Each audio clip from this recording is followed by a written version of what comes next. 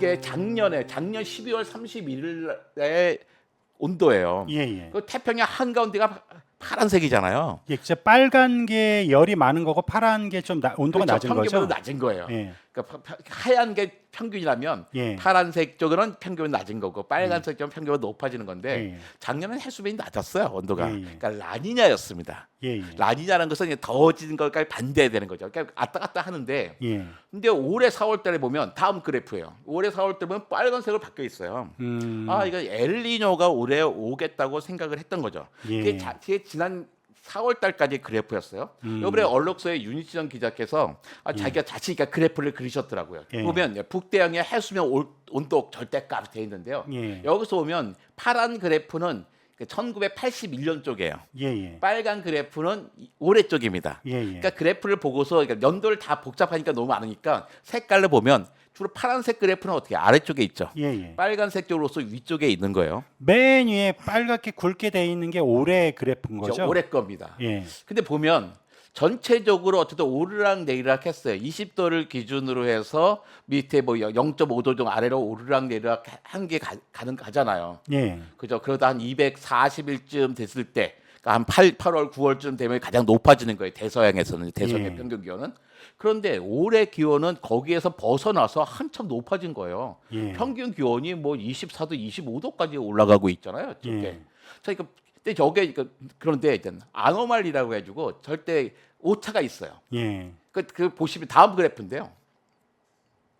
여기서 보면 그 왼쪽에 0.0이 써 있잖아요. 예. 0.0이 평균이에요. 1년에 그 해의 평균이에요. 아. 그러니까 수십 년 동안의 평균이에요. 예. 각 날짜에 0일째, 100일째, 200일, 300일 했잖아요. 0.0으로 돼 있는 그렇죠. 그거 거기 아니에요? 평균점인데 예. 그러니까 81년 그럼 지금부터 한 30년, 40년 전 가면 지금보다 온도가 많이 낮았죠. 그렇죠.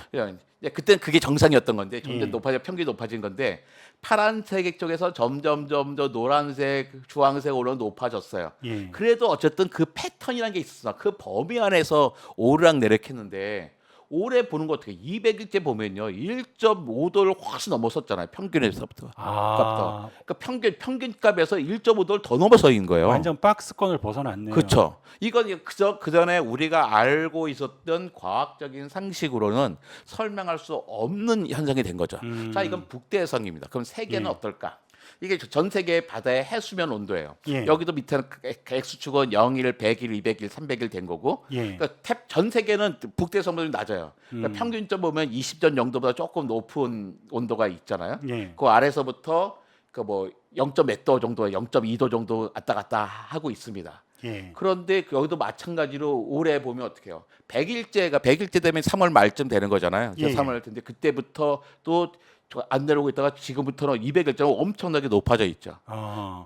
우리가 측정한 이후로 한 번도 상상하지 못했던 온도에 올라가 있는 겁니다. 이게 마지막 그래프입니다. 이 마지막 그래프도 마찬가지로 보면 파란색은 옛날이고 예. 빨간색은 최근이에요. 예. 근데 0.02 전 세계 폐수면 평균 온도죠. 그 예. 날에. 예. 그 날에. 근데 매달 낮았다가 점점 높아지는데 200일쯤 와 보니까 어떻게 평균에서 너무나 벗어나 있죠. 예. 평균점에서 0.75도, 0.8도까지 벗어난 거예요. 아. 아니 지금 지구의 기온이 예. 산업화 이후에 100년 동안에 1.1도가 올랐는데 최근에 어떻게 해요? 올해는 갑자기 0.8도가 높아진 거예요. 저 예. 100년 동안의 게 아니라 최근 몇십 년의 데이터란 말이에요. 예. 그러니까 우리가 알고 있는 것과는 전혀 다른 방식으로 기온이 변하고 있는 겁니다. 예. 아직까지 예. 엘니뇨 현상은 시작도 안 했어요. 어. 엘니뇨가 시작도 안 했는데 벌써 이렇게 더워지고 있으니 우리가 얼마나 많은 폭우가 내릴 것이며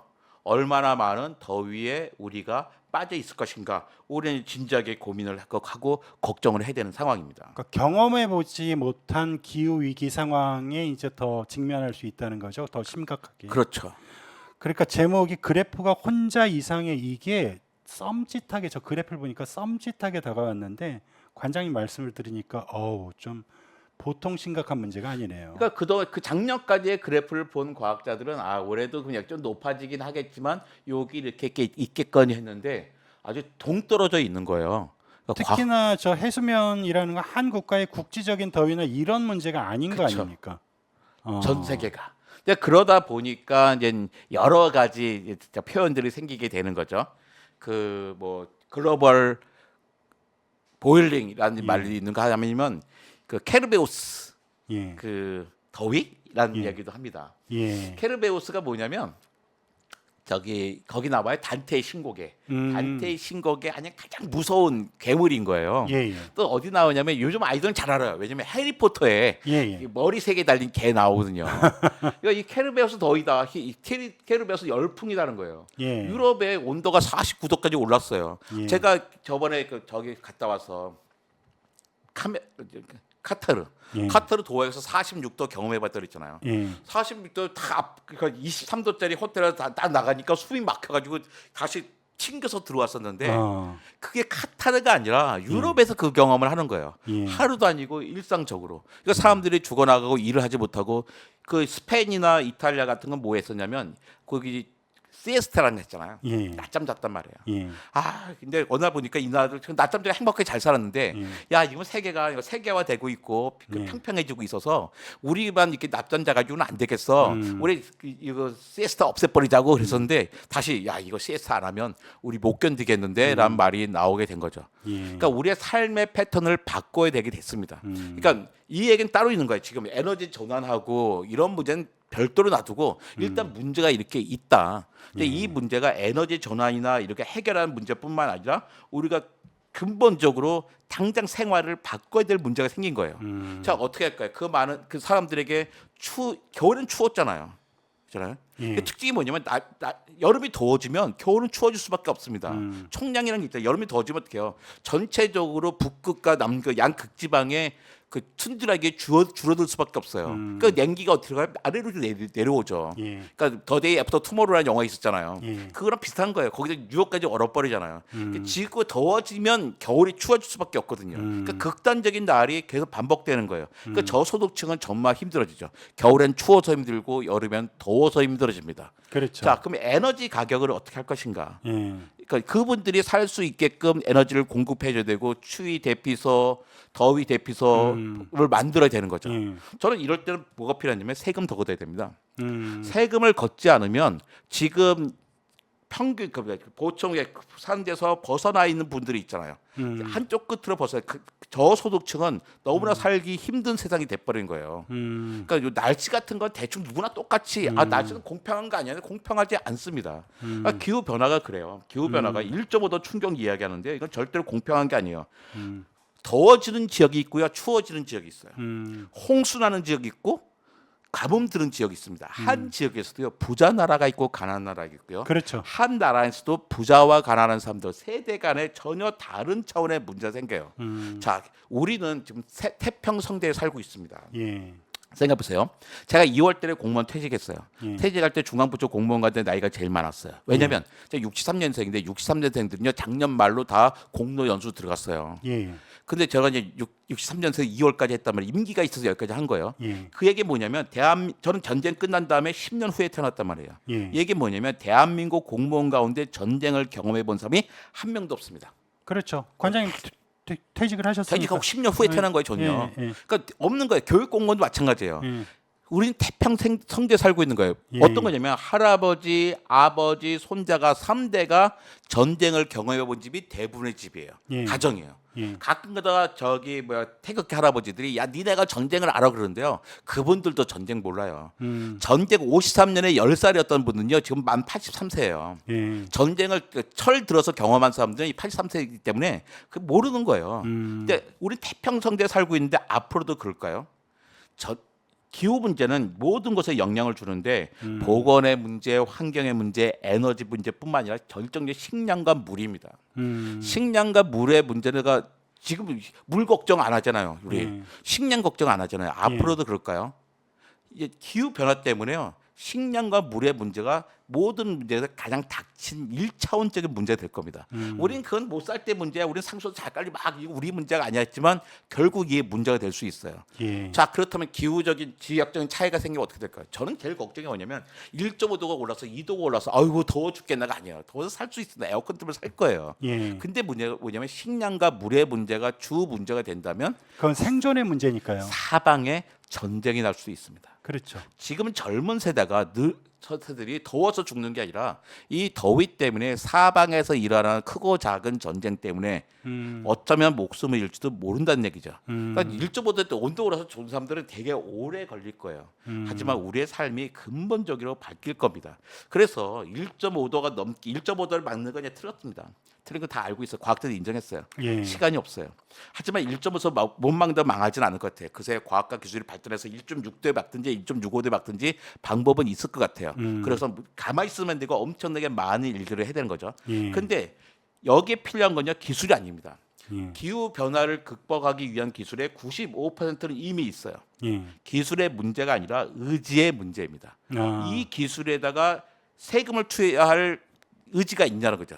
우리가 돈이 없는 나라가 아니잖아요. 돈을 쓰면 되는데 세금을 쓰려면 어떻게 해요? 법이 있어야 되는 거죠. 예. 그래서 그냥 법을 만들어야 되는 거예요. 그러니까 가장 대표적인 게 우리를 힘들게 하는 미국의 인플레이션 감축법안이 있잖아요. 예.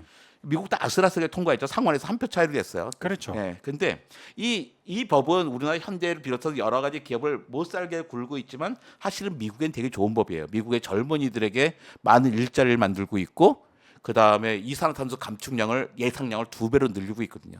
사실 우리에게 필요했던 겁니다. 그러니까 기후 위기 시대를 마련해서 저는 부모님들이 자식들에게 선생님이나 부모님들이 이런 얘기 안 했으면 좋겠어요. 야, 너 그 정치 있잖아. 그거 더러운 거야. 너 발 담글 생각도 하지 마. 이러면 안 돼요. 아이들을 잘 키워서요. 정치는 정치 시켜야 됩니다. 아이들에게 전문성도 키우고 착한 사람 만들어가지고 그들이 정치에서 좋은 법 만들어서 지구하고 세계를 지키게 해야 되는 거죠. 우리가 뭐 따발총 갖고 세상 바꾸는 거 아니잖아요. 민주주의 갖고 살고 있으니까 좋은 정치인이 많이 나오길 바래요. 할 수 있습니다. 저는 지금의 자란 세대들이 이 문제 잘 알고 있기 때문에 한쪽에서는 기후 문제를 해결하는 정책을 만들고 한쪽에서 기술을 만들어서 같이 극복해 나가야 될 것 같아요.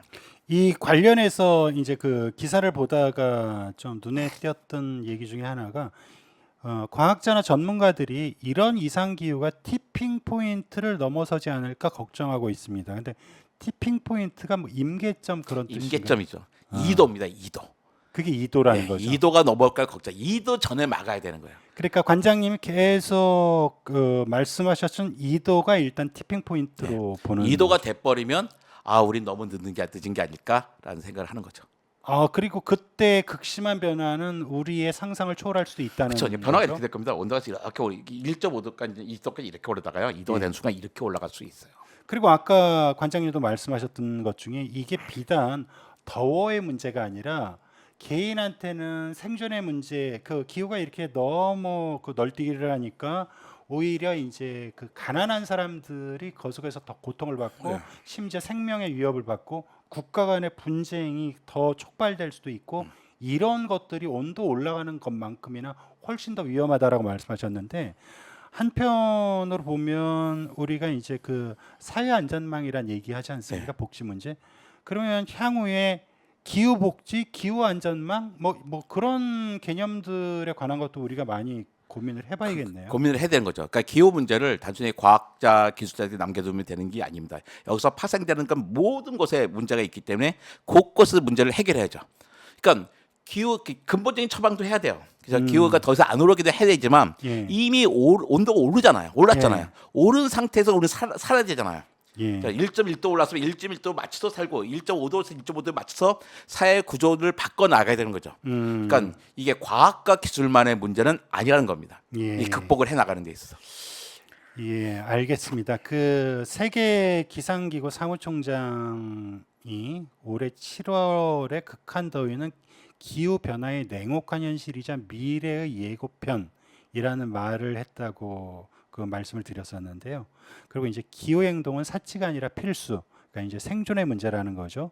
그 이정모 관장님 말씀을 들어봤더니 비단 이제 더워진다의 문제가 아니라 우리의 어떤 개인뿐만 아니라 사회, 국가의 아주 실질적인 그 위협 요소가 되는 위험 요소가 되는 그러니까 말 그대로 그 불덩이 폭탄 같은 게 이제 터질 수도 있는 이렇게 확장될 수 있는 그리고 그게 실제 현실화될 가능성이 높아서 더 위험한 거기 때문에 그 티핑 포인트 2도를 넘지 않도록 각 나라에서 진짜 그 그리고 그 나라에 속해 있는 구성원들이 진짜 냉혹한 현실을 제대로 들여다보고 지금부터라도 아주 그 여러 가지 측면에서 그 할 수 있는 조처들을 다 해야 되겠다라는 생각이 듭니다.